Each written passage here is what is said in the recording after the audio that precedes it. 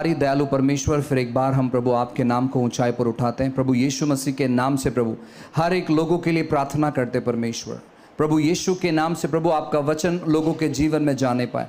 प्रभु हम प्रार्थना करते हैं और घोषणा करते हैं, हर एक प्रकार का कन्फ्यूजन, हर प्रकार का समस्या, हर प्रकार की दिक्कत यीशु के नाम से चले जाने के लिए प्रार्थना करते। प्रभु हर एक रुकावट जो आपके वचन को सुनने के लिए आती है, उस हर एक रुकावट को प्रभु यीशु के नाम से हम धिक्कारते और कहते हैं इस जगह को छोड़कर चले जाने के लिए। प्रभु आपका वचन मानो तीर के समान प्रभु लोगों के हृदय में जाए और प्रभु लोगों के हृदय में परिवर्तन लाए, ऐसे हम प्रार्थना करते हैं। प्रभु हर एक पथरीली हृदय को प्रभु देहधारी मांसधारी हृदय प्रभु आप बनाइए राजा। पवित्र आत्मा लोगों के हृदय में कार्य करे और प्रभु जैसे आप चाहे वैसे लोगों के जीवन को उभारे, वैसे लोगों के जीवन को बनाए। प्रभु आपने अनुग्रह किया, धन्यवाद देते हैं। सारी बातें चीजें आपके हाथों में समर्पित करते हैं। प्रार्थना यीशु के नाम से मांगते हैं, आमेन आमेन आमेन।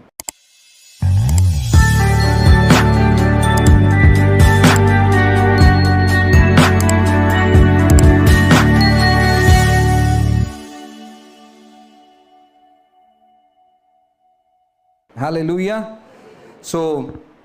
मुझे नहीं पता कि मैं क्या क्या आज कहने वाला हूँ। मैंने तैयारी तो की, लेकिन सारी चीज़ जो है मैं शायद बोलने के लिए मुझे दिक्कत ही होगा, क्योंकि जो प्रिपरेशन मैं करके आया मैंने बहुत अच्छा तैयारी किया, लेकिन शायद परमेश्वर आज अलग तौर पर अगुवाई करेगा। और मैं विश्वास करता हूँ कि जब भी परमेश्वर मेरे संदेश को बदलते हैं, वो आपके हृदय से बातें करना चाहते हैं, ताकि आप आपके जीवन में बहुत सारे बदलाव और परिवर्तन को आप देखने पाएँ। हालेलुया। आज एक बहुत अच्छी कहानी मैं आपके सामने बांटना चाहता हूँ बाइबल के वचन से, और मैं विश्वास करता हूँ कि ये कहानी हमारे रोज़ के जीवन के बारे में है। ये कहानी जब आप पढ़ेंगे न्यायों की किताब अध्याय 6 से, तो ये कहानी आप बहुत बेहतर तौर पर समझ पाएंगे। तो जब आज आप अपने घर में जाएंगे, न्यायों की किताब इसका 6वां अध्याय आप वहाँ पर पढ़ेंगे, और वहाँ पर गिदोन के बारे में कहानी लिखा हुआ है, और बहुत खूबसूरत तौर पर वो कहानी है। और उस कहानी का एक हिस्सा मैं आपके साथ बांटने पर हूँ। न्यायों की किताब अध्याय 6 जब आप पढ़ेंगे, यहाँ पर आपको दिखाई देगा कि ये जो लोग थे, ये परमेश्वर के अपने लोग थे। ये इज़राइल के लोग थे। ये लोग परमेश्वर के भय मानने वाले लोग थे। ये प्रभु के वचन का अनुकरण करने वाले लोग थे। ये परमेश्वर के वचनों को मानने वाले लोग थे। ये परमेश्वर के वचनों को अपने जीवन में पूरा करने वाले लोग थे।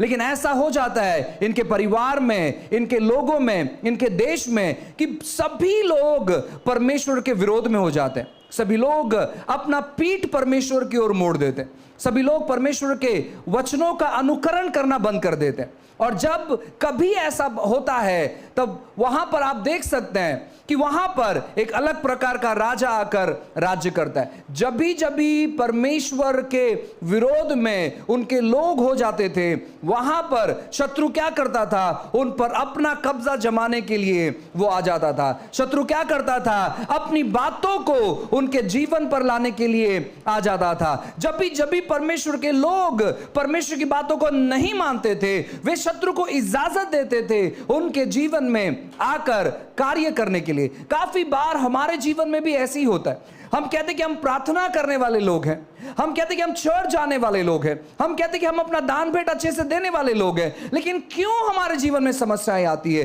क्यों हमारे जीवन में दिक्कतें आती है? क्यों हमारे जीवन में जो चीजें हमें नहीं चाहिए वो चीजें आती है? आपको हमेशा याद रखना है कि जो बातों को करने के लिए परमेश्वर ने आपको ठहराया है, उन बातों को समझना बहुत ज्यादा जरूरी है। लोग क्या करते मालूम है क्या? लोग उन चीजों के बारे में ध्यान नहीं देते हैं जिन बातों को करने के लिए परमेश्वर ने उनको ठहराया है। और इस 21वीं सदी में सबसे दिक्कतजनक बात है, वो है अनुग्रह से नीचे गिरना। मालूम है अनुग्रह से लोग कैसे नीचे गिरते हैं? जब लोग अपने ऊपर ज्यादा भरोसा करते हैं, परमेश्वर पर भरोसा नहीं करते हैं। अपनी ताकत पर ज्यादा भरोसा करते हैं, परमेश्वर पर भरोसा नहीं करते हैं। अपनी मेहनत पर ज्यादा भरोसा करते हैं, परमेश्वर पर नहीं करते हैं। अपनी योजनाओं पर ज्यादा भरोसा करते हैं, परमेश्वर पर नहीं करते हैं। अपने हर एक दोस्तों पर ज्यादा भरोसा करते हैं, परमेश्वर परमेश्वर पर नहीं करते हैं, अपने बच्चों पर ज्यादा भरोसा करते हैं, परमेश्वर पर नहीं करते हैं, अपने माँ बाप पर ज्यादा भरोसा करते हैं, परमेश्वर पर नहीं करते हैं। वो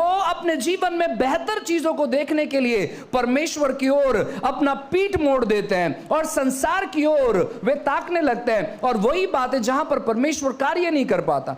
जब आप परमेश्वर से मदद लेने के बजाय आप यह सोचते हैं सब कुछ आप आपके मेहनत के द्वारा करेंगे, वहीं पर अनुग्रह रुक जाता है।